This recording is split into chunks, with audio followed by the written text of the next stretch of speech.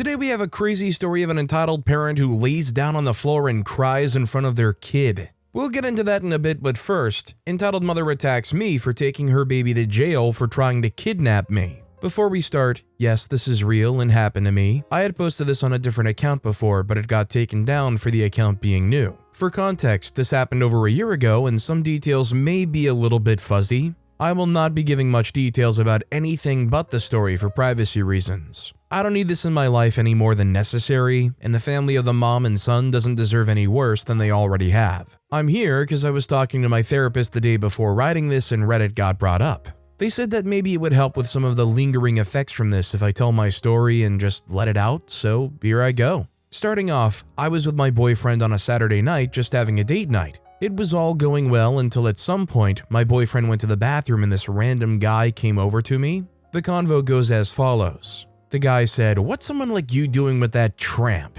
Me, dumbfounded, replied, "Excuse me, what did you say?" He replied, "You heard me. Now why don't you come with me?" He points to his table with some other guy. Now, this place is a specific bar area where his table was, so I just thought he was drunk and brushed off the insults with him having too much to drink. I said, "I'm sorry, but I'm not going to go over there. I'm content here." Now, it had been a couple of minutes and my boyfriend was coming back, and once the other guy, that I'll just call him Bill, completely random by the way, he asks who Bill was, and I just brushed it off as a drunk and nothing important. I couldn't have been more wrong. When we left, we live on the outskirts of town for the cheap houses. Because of this, we were in walking distance of the restaurants, so we walk obviously. On our way home, Bill and his friend jump us. His friend tackled my boyfriend, making him focus on trying to break free, while Bill is grabbing me by the arm and dragging me. I'm 5'1" and pretty skinny, and this guy is definitely over 6 foot and had some muscles, not crazy or anything, but enough to completely take control over me. And he does very well being able to drag me while keeping me from breaking free. Once the shock of the situation was over, I started yelling for help. He got me just around the corner before one of my neighbors, we'll call him Chase, heard the yelling and came running. Not just 4 steps around the corner, Bill starts slowing down as Chase just slammed this guy to the ground, unluckily taking me down too, so I can safely say it hurt. Chase was able to keep the guy down while the cops came from being called by someone else. I don't know who it was. When the cops got there, everyone except me was put in cuffs until they got the story about what happened with my boyfriend, and Chase and they were let free. At this point, we were too tired to give statements at the station and everything right then, so we waited until the next day, where we also got some cameras. That will be important later. Now, on that Sunday, we gave our statements and cameras put up on both the doors in the living room and kitchen facing the doors. We also started looking for the lucky lawyer about to make some easy money as the restaurant got most of it on footage. So, going to the next day, here's where the entitled mother shows up at my house at 1 in the afternoon. My boyfriend was at work and I was on vacation to de-stress for the week, so after the second time knocking, I slowly open the door, making sure to leave the chain on to keep the door from opening too far. You should all know what I'm talking about. But sadly, with a cheap house comes cheap locks, and this crazy lady slams on the door, knocking me down and breaking off the terrible lock. This lady proceeds to start attacking me, trying to punch me and scratch me, saying, "You freaking put my baby in jail for no reason. Tell them you lied. You better pay his bail, you bench." And this went on for a couple minutes before I got a good hit on her, knocking her off to the side. And when she tried to hit me again, I was able to dodge it and slam her into a wall. Now she starts yelling about calling the cops and getting me arrested for assaulting her. By now the cops were already pulling up, because when my boyfriend saw this bench break in through the doorbell cam, he called them. And when they saw this lady said that she was just trying to talk to me, I just attacked her. With what happened after her date with the wall, it looked as if she was the one that was attacked. So I was put in cuffs in a car while they talked to her. Now, as they're talking, my boyfriend finally pulls up after rushing out of work. He told me the convo went something like as follows. The entitled mother said, "Yeah, he just started attacking," talking to the cop. Boyfriend then arrives and asks, "What is happening?" The cop says to him, "Do you live?" But the entitled mother cuts him off, saying, "The freak you want." Yes, I asked, and she actually said this. The cop said to her, "Please let me talk." Now, "Do you live here?" to the boyfriend. Entitled mother scoffs to this and the boyfriend says, "Yes, and I want to know why this bench is standing here while he's," pointing towards me, "in there." There's now another cop that takes the entitled mother to another spot nearby, but not without her screaming at him for calling her a bench. And the first cop tells my boyfriend what they had heard. After that, my boyfriend says that's not true and he can show the camera footage. I can even remember that moment that when the entitled mother heard the camera, I could visibly see from the back of the car her entire face go so white, I thought I would go blind. Once they saw what actually happened, I was out real quick while she was now the one in the back of a car. Thank God for both Chase and the cameras we got. I can't even think what would happen if that wasn't the case. They both lost their cases and are still in jail as far as I know. But just writing some of this still makes me have panic attacks. But I do feel a lot better, and so hopefully I can get some good sleep soon. I'm sorry there's a lot to read, but I just wanted to tell the full story all in one go.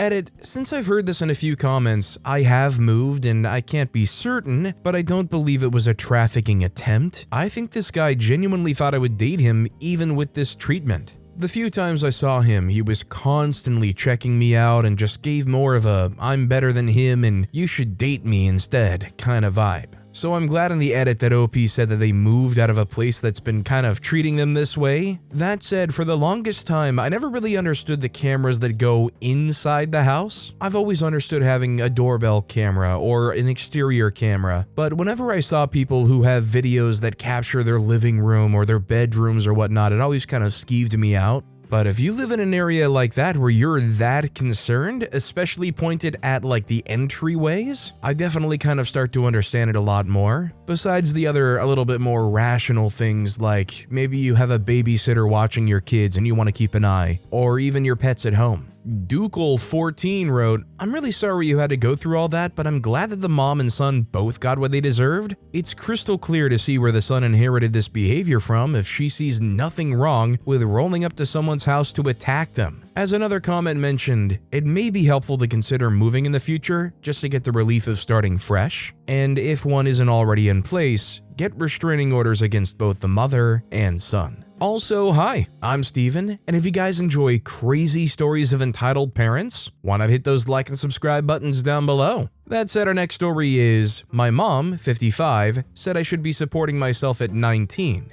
Her mom still pays her rent. My mom grew up with very wealthy parents, and to this day has never bought a car of her own. Has had a house bought for her, is a trust fund baby, and had not only had her bachelor's degree completely paid for, but 2 years of graduate work as well. Fast forward to today, she's been working at the same awful paying 8 months a year teacher's assistant job for almost 24 years now that doesn't utilize her degree at all and is paid less than $30,000 a year. She's totaled at least 5 cars in just my lifetime and has had new ones immediately bought for her, and she couldn't afford the bills and taxes in the house she was bought, and instead of selling it, didn't pay anything and let the house foreclose. The house foreclosed when I was about 6 or 7, and ever since, we've either been homeless in people's basements or in apartments. I'm now 19 and started college this past year, and I've become increasingly aware of her lifestyle. Every apartment we've lived in has been paid for, rent, by my dad's child support checks every month.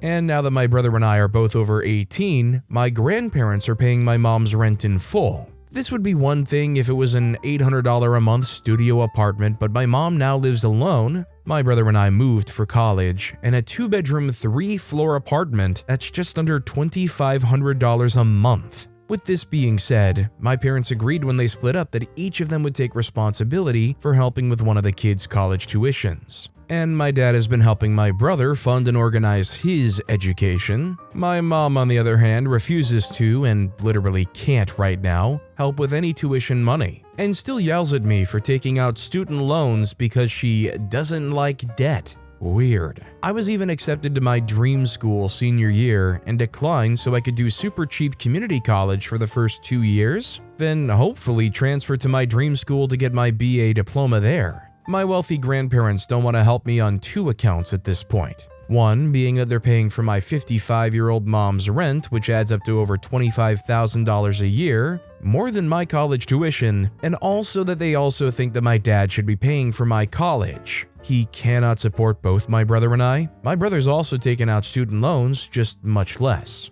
I've told my mom now countless times that if she just moved to a smaller apartment or got a higher paying job, the family would be able to contribute more money towards the good cause of my schooling. and less towards rent money that has zero return on investment. In response, my mother tells me that I am the problem because I steal money from her when I'm home for the summer and eat her food, and holds any incremental amounts of gas money she'll randomly send me while I'm at school over my head. I feel like I'm going insane when I talk to her because she does not hear anything she doesn't want to, and will not do anything that she doesn't feel like doing, even at everybody else's expense. It's such a hard position to be in because generally she's very loving and emotionally supportive of me, but it's hard for me not to see her as having bad intentions or be resentful when she has all of her options laid out right in front of her and still chooses to do what's worst for everybody else. As of yesterday, she told me I'm cut off from any gas or grocery money while I'm at college, and she refuses to ask my grandparents to contribute because she already gets so much money from them. Also, just for reference, since she works at a school and gets summer vacations,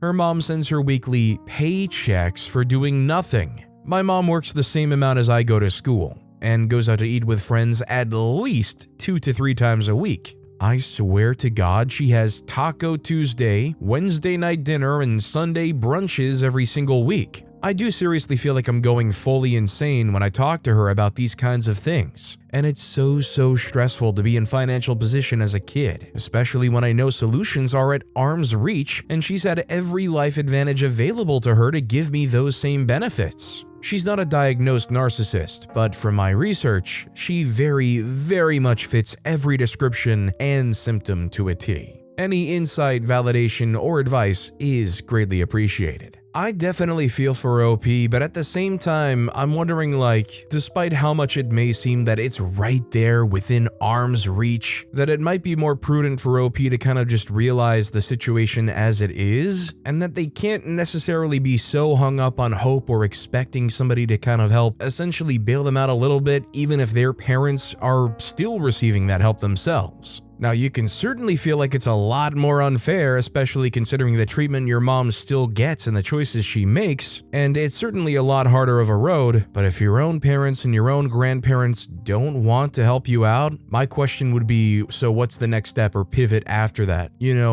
Okay, my own family doesn't want to help me out at all here. How do I somehow make this work? Even if they don't got me, I got me somehow. Zonobium Road. You should try and talk to your grandparents regularly. Don't ask them for a handout, but talk to them about helping you out with your finances in general. Literally just letting them look over your income and outcome and how much college tuition is costing you and how much money you could make in jobs you can work at right now. It looks like they're generally good with money and finances, so ask them for knowledge of how to possibly get there yourselves. Ask them if they know some place or someone you could work for during summer, or even while going to college. They're very likely wary of giving handouts, as they might be scared of leading you down the same path your mother took. But I would bet loads of money your mother never asked them for advice, or listened to their advice to help get herself sorted. If you want or need to ask them for money, don't ever ask them to just hand it to you. Ask instead if maybe they could give you a low interest or even a no interest loan. You're not looking for handouts and you're not asking for them. You don't want to go down the same path your mother did. But if they could help you over the bumps in the road right now, so in less than 10 years you will be fully independent of your mother's and their money, that would be incredible. The aim of doing all this is to profit from your grandparents' knowledge and connections while building up a relationship between you and them. And maybe have them help you out with a loan that has much better conditions for you than any normal loan would. Your grandparents are likely good people that are wary of repeating their mistakes, and wary of your whole family just wanting their money. They're also your best bet to find some help, but you will need to bypass your mother. Your mother would likely take whatever money went through her without you ever seeing a dime of it. Good luck out there. This next story is, my dad thinks I need to submit to him. I'm a 16-year-old female. Some important information before I start is that my dad was diagnosed with ADHD and autism a while back. Okay, so let's call my dad Gary. Gary is the textbook controlling dad. The things he likes to control vary from time to time, but here's a list of the main ones. The lights, blinds, windows, and curtains, the thermostat, the sink and showers, the opening and closing of doors, the fans, the dishes, plates and food left out, and me. For some clarity on the list, the house is always dark. Gray turns off or closes all the light sources. He regularly monitors the lights if we turn them on and turns them off the second we don't need them. If I accidentally leave water behind the sink after washing our hands, Gary lectures me. If I take a shower longer than 8 minutes, lecture. If I get up from the table after not finishing my meal, let's say to get a cup of water, for example, Gary flips out. Now, I mentioned I have siblings, and you may have noticed that I said I a lot when giving clarity. Gary monitors only me the majority of the time. My siblings can leave a plate of food, or take long showers, or even leave water behind the sink without getting yelled at. Me and Gary have never gotten along.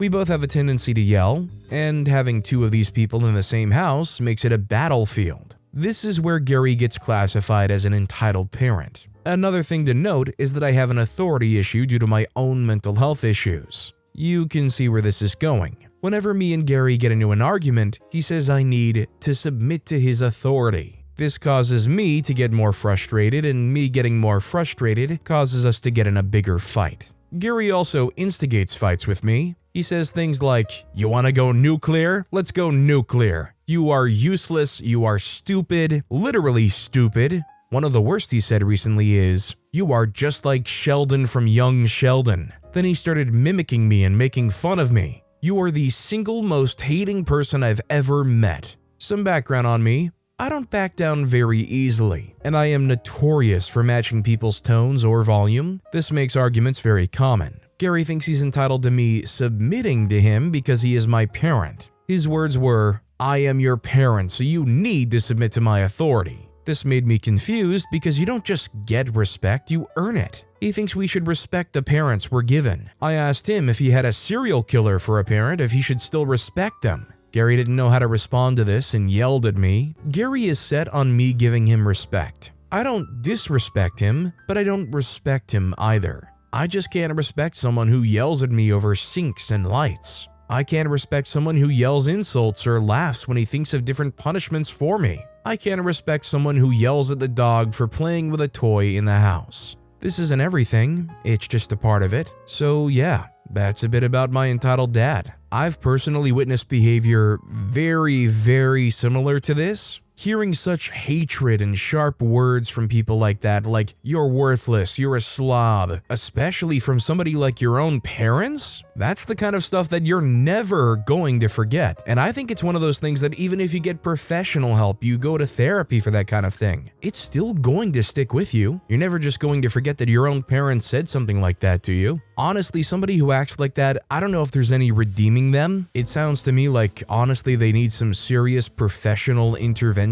People like that are almost never going to be willing to do so. Honestly, I would just say OP needs to ride this out until they can get to a situation where they never need to talk to them again. Mama Bear 50 wrote, "When I was little, I was my dad's mini-me. Things changed when I hit puberty. All we did was argue about everything. He was an authoritarian and I was rebellious. When I was 16, I just stopped arguing with him about almost everything. He literally told me, 'How can I argue with you if you don't argue back?' It drove him crazy and my life was a bit more peaceful. I moved out when I was 19 and surprisingly we got along great after that. He didn't see what I did or didn't do and I didn't have to be sneaky anymore. My advice is to stop arguing unless it's a seriously important issue. Just stop responding except for saying okay. You'll be amazed at how much power that gives you. Save your money and move out as soon as you can." Our next story is, insane entitled parent lays down on the floor crying in front of a child because I didn't agree with her.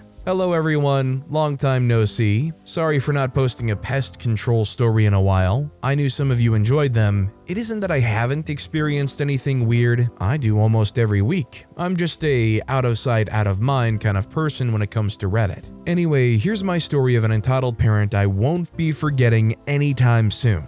Background. I've explained it before, but if you don't know me or you haven't read my 2 other parts in this forum, I work in pest control. I've now worked in it for about 3 years. As I mentioned earlier, I regularly see and meet crazy, entitled, and even dangerous people. I don't see this to scare away people. I think it's a wonderful job which comes with a lot of freedom, and you actually 9 out of 10 times do meet nice and just worried people. I can agree that since I work with it, I've gotten used to coming home to people with bed bugs, mice, or ants in their living room. So sometimes I have to remind myself that what they are experiencing is a first for them and a millionth time for me. depending on if I've had lunch yet or not. So yes, we do sometimes come off as a bit cold to a situation, but that's because we, from the point we come through the door, try to think of the best way to help. And no, I don't mind if your house or apartment is a bit messy. Working crime scene cleanup is a part of my job, so believe me, I've seen worse. Oh, also I'm Swedish, so sorry for spelling or grammar mistakes. Story.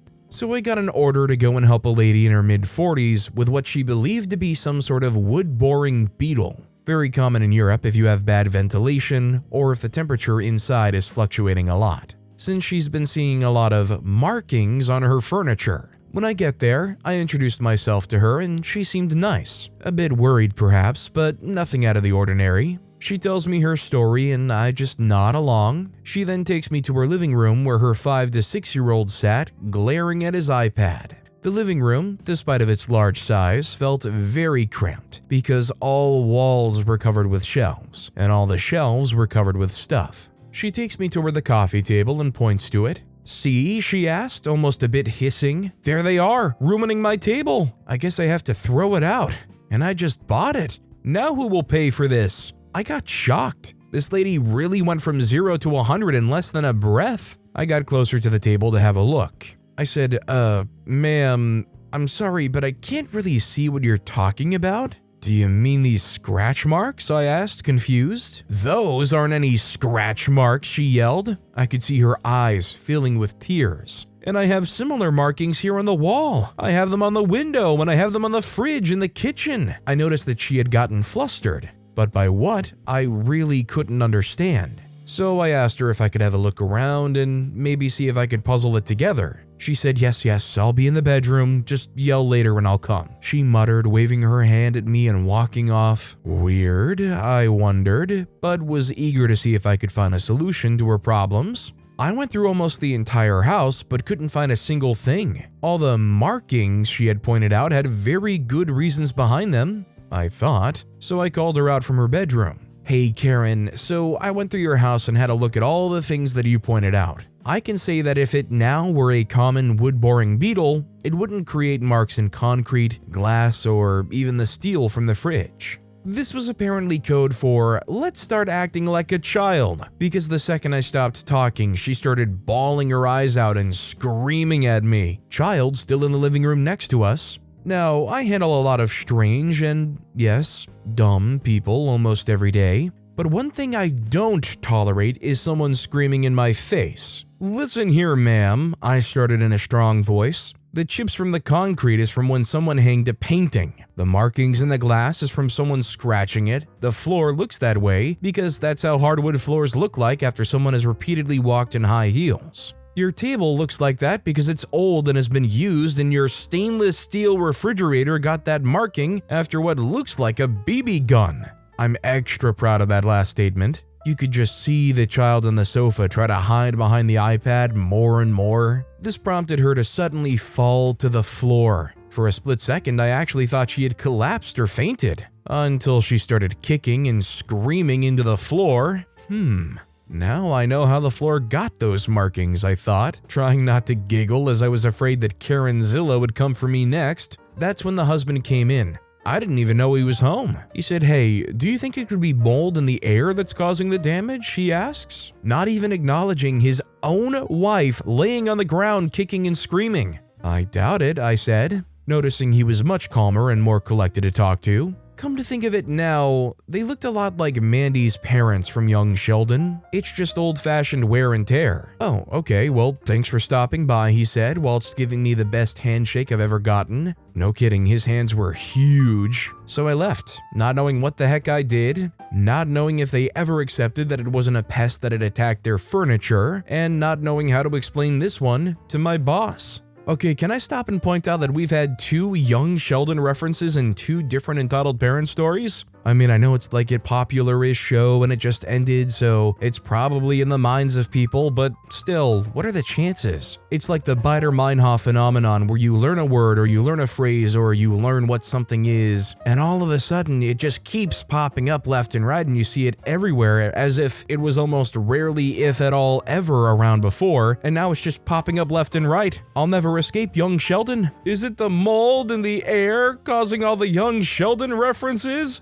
Fact check this you-know-what wrote, the part where the husband doesn't even acknowledge her is laughs. Can you imagine every day with a person like that? If that's how she handles a stranger and some scuff marks, I cannot imagine what that man goes through. Something has to be off with him to be able to put up with behavior like that. I would have been so embarrassed. This story makes me feel great about my life and my conduct. Our next story is, my parents and family think it's my responsibility to look after the whole house. I'm 17 and live with my younger brother, 7, stepdad, and my mom. Last year, around June, my mom was diagnosed with a chronic illness that affects her ability to breathe, and many other things. Sarcoidosis, if you're interested. Now at the time, this was a big shock and took a lot of getting used to. My mother's illness required me to help out a lot more and drop seeing my friends or enjoying my own free time. I was also going through a rough patch at this time, such as depression and a severe iron deficiency, causing me to often be tired or, in some cases, lazy, leaving my room a mess, and myself too.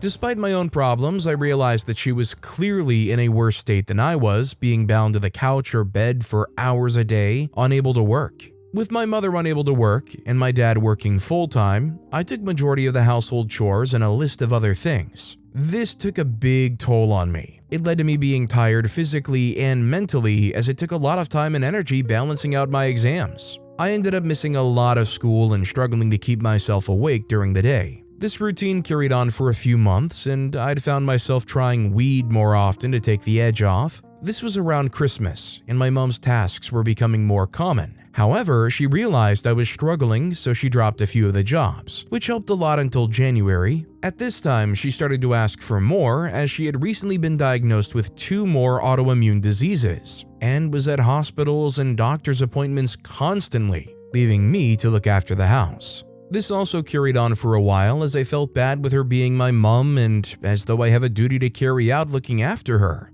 However, around February, I let down on the job a bit as my nan had started to help out, knowing there was a lot for me to just do alone. This was once a week and she did cleaning and I tidied up. Around this time, many of my family had started calling me lazy and telling me I don't put enough effort in or care for my mom. This did anger me, but I chose to ignore the comments being made, as I, in all honesty, was at the time due to the depression. However, this started to get worse when I was missing weeks of college at a time and staying in bed with a messy room all day, meaning the house was not being kept tidy. I still did cleaning, etc., and did a lot for my mom. However, I usually still got complaints about how I'm lazy, which started to live in the back of my head a lot. Eventually, I snapped out at everyone one day. I told them how I've done more for her than anyone in the family while juggling my exams and that I have no free time to hang with friends or enjoy what I want. I spend most of my time inside rotting in bed in case anything happens while I'm out. Unfortunately, they did not take this well and ignored me. So I told them that if they think I'm so lazy and do nothing, I won't, and they can see what happens. And I did exactly that for a whole 2 weeks. I did nothing. I went out and did what I wanted, and this felt amazing. I felt a lot more free time and was relaxed. I had stopped smoking and was focusing on myself in those 2 weeks, which turned into 4. After this time, they came to me and told me that they do need me as the house is becoming shambles. However, part of me wants to carry on ignoring it and doing a small amount as I'm scared I'm wasting my teenage years. But it was just me and my mom till I was 7, so I feel as though I have a large responsibility to uphold. She seems to have this entitled feeling that all my time should be hers and I just can't do that. Any advice is appreciated. So where is all of this family that continues to rag on OP? OP is honestly clearly in the right here. They said, you know what? Fine, let's see what it's like when I do actually take time for myself. Put me first and ignore everything that's going on. Not fun for the rest of the family, right? Honestly, I would say, okay, now you have a sense of how much I am doing. Now you guys need to step up a little bit and help me since we're family and that's such an important thing so that OP can have their own life. Dean and Wub wrote, Where are your aunts and uncles, grandparents? They all need to step up and lend your mom a hand because you need to focus on your studies. You have health issues of your own. Anemia is nothing to ignore. You are working yourself to exhaustion and it is not fair. Keep doing a small amount of housework, and if anyone complains, ask them when they're coming over to help. You need to take care of yourself first. OP responded saying, "They currently foster a child and can't really help me too much. However, they come around once a week, which does help. I'm more hoping to just get out at the moment I can with uni. Thank you for the advice." But with that being said, that's all the time we have for today. Now, if you want to hear another crazy entitled parent story, check out that video on the left. Or if you missed my latest video, check out that video on the right. That said, I'll see you all next time with some more stories.